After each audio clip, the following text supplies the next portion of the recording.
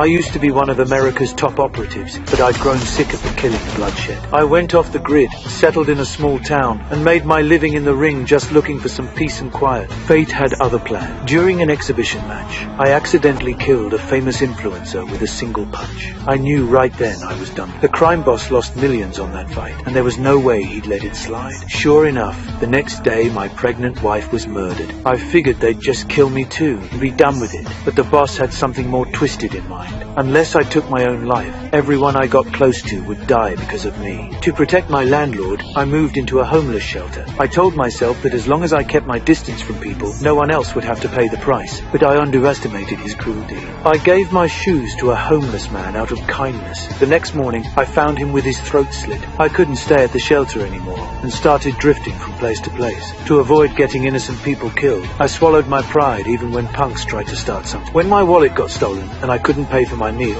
a cop kicked me out. Turns out he was a dirty cop I'd reported years ago. He recognized me and called in some of his buddies who had scores to settle. They beat me to a pulp. I didn't fight back. By then, I had nothing left to live for. What are you waiting for?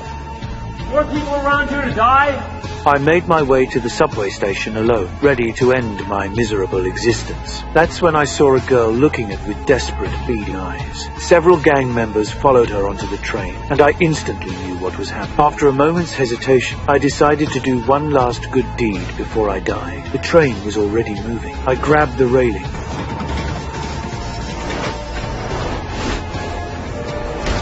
climbed underneath, dropped down between the cars. Just as the girl was about to be caught, I stepped in. These punks were no match for me.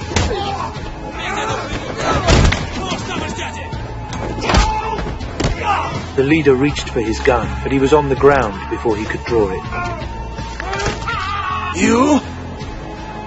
The garbage collector? You got bad information. I never collected garbage. I disposed of it.